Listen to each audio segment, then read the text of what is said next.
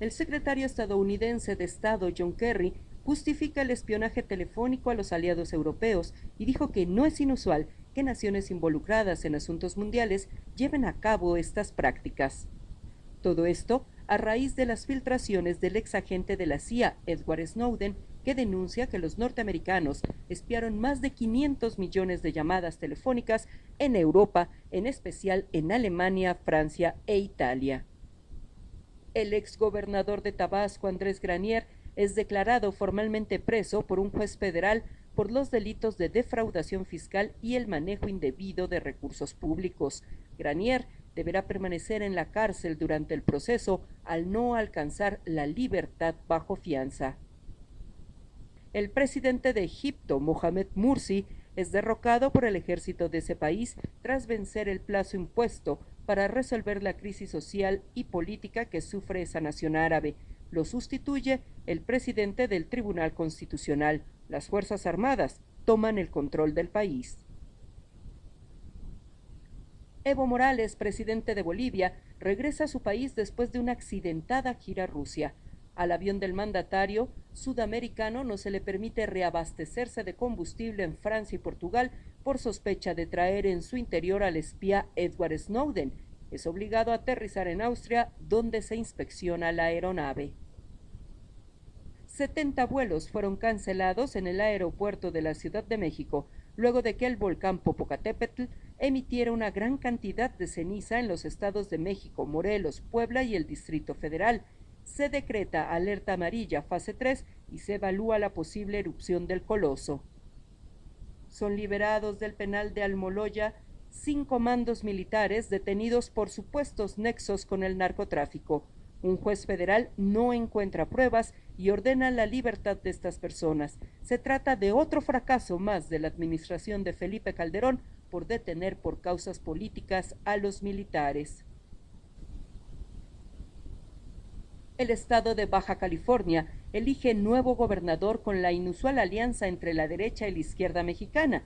PAN y PRD se unen para derrotar al candidato del PRI, que según las encuestas tenía amplias posibilidades de triunfo.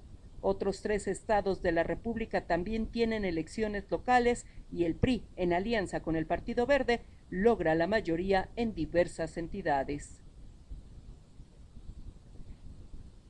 La proyección de crecimiento económico de nuestro país se ve reducida una vez más por el Fondo Monetario Internacional para el 2014 y las expectativas no son buenas según el organismo mundial. El Congreso exige al presidente de la República que solicite una explicación a los Estados Unidos de un supuesto espionaje realizado por agencias de ese país contra diversos funcionarios y representaciones diplomáticas durante el gobierno calderonista, así como la compra de equipos de comunicación de aquel país para espiar a México. La Comisión Federal de Telecomunicaciones pospone una vez más el llamado apagón analógico en diversas ciudades del país y que implica la transición a televisión digital. Para 5 ciudades fronterizas del norte del país será hasta el 29 de mayo del 2014 y para Mexicali, Ciudad de México y Guadalajara hasta noviembre del mismo año. ¿La razón? No hay dinero para llevar a cabo el plan, reconoce la COFETEL. El secretario de Gobernación, Miguel Ángel Osorio Chong, asegura que en 7 meses de gestión del presidente Enrique Peña se han logrado disminuir los homicidios vinculados con delitos federales. Horas después, hay 13 muertos por enfrentamiento entre el ejército y un grupo armado en Zacatecas. El ex agente de la CIA, Edward Snowden, pide asilo político en Rusia y se reúne con abogados y defensores de los derechos humanos luego de 3 semanas de vivir en el aeropuerto de Moscú.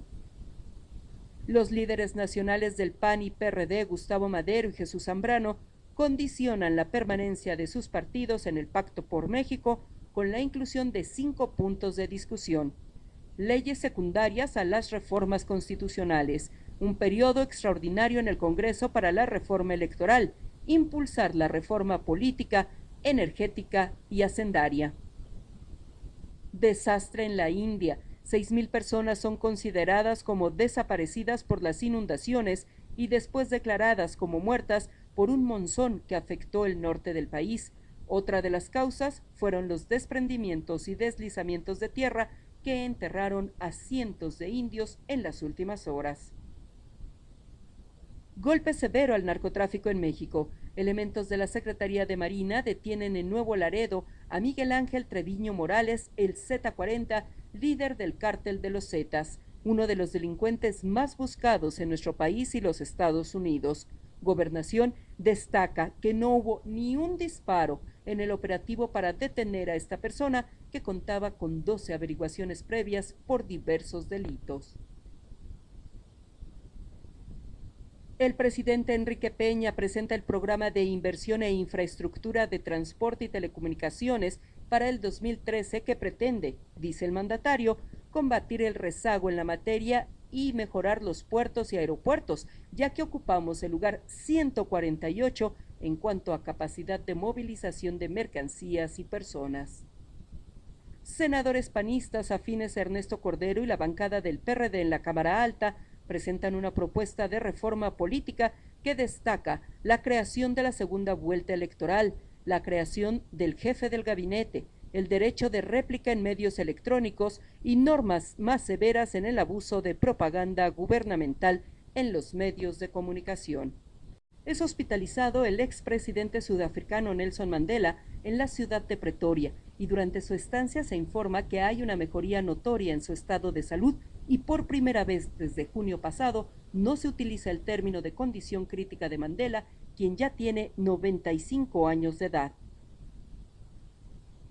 Es presentada en Palacio Nacional por el presidente Peña Nieto la Cruzada Nacional contra el Empleo Informal en un país con 30 millones de ciudadanos que no cuentan con un empleo formal ni prestaciones sociales y económicas adecuadas. Por su parte, Alfonso Navarrete Prida, secretario del Trabajo, dijo que en el segundo semestre del 2013 se pretende insertar al empleo formal a 200,000 personas que se encuentran en la informalidad. Primer viaje del Papa Francisco fuera del Vaticano.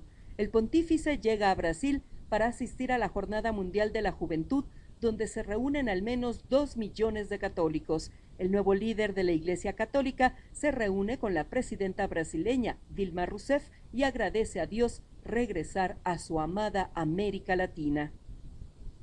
España sufre el peor accidente ferroviario en 40 años, cuando 80 personas fallecen al descarrilar un tren en Santiago de Compostela. El ferrocarril salió de las vías en una curva por el exceso de velocidad y provoca la tragedia. El maquinista es acusado de homicidio imprudencial. Simpatizantes del derrocado presidente egipcio Mohamed Morsi se manifiestan en El Cairo y son reprimidos por las fuerzas de seguridad, con un saldo de 72 muertos. Desde que se derrocó al mandatario Morsi se han registrado 200 muertes. La violencia desatada en Michoacán. Miembros del grupo de los Caballeros Templarios atacan a tiros al comandante de la 8ª Zona Naval con sede en Puerto Vallarta, Carlos Miguel Salazar, y lo matan. En el atentado también fallece un acompañante del comandante. Al día siguiente, el 29 de julio, el Procurador General de la República informa de la detención de 3 presuntos responsables del ataque en el municipio michoacano de La Noria contra el comandante Salazar, y señala que el grupo de mafiosos es el responsable del doble crimen. Según el gobierno federal, la pobreza en México disminuye a 46.1% de la población en esta condición, tomando en cuenta que al finalizar el 2012, la mitad de los mexicanos se encontraba en pobreza extrema. El anuncio lo hace Gonzalo Hernández Licona, secretario ejecutivo del Consejo Nacional de Evaluación Política de Desarrollo Social. En el deporte, conmoción en el fútbol por la muerte del jugador ecuatoriano Cristian Benítez, que fuera el goleador del Balompié Nacional con el equipo América. Benítez fallece de peritonitis en un hospital de Doha. Al finalizar el 2012, en México se registraron más de 26,000 homicidios. El INEGI informa que durante el último año de la administración de Felipe Calderón se duplicó el número de estos delitos respecto a los presentados en el 2006, al inicio de su mandato. El último día de julio, Uruguay se convierte en el primer país en el mundo en asumir el control del proceso de producción y venta de la marihuana, cuando la Cámara de Diputados de esa nación aprueba un proyecto de la ley al respecto.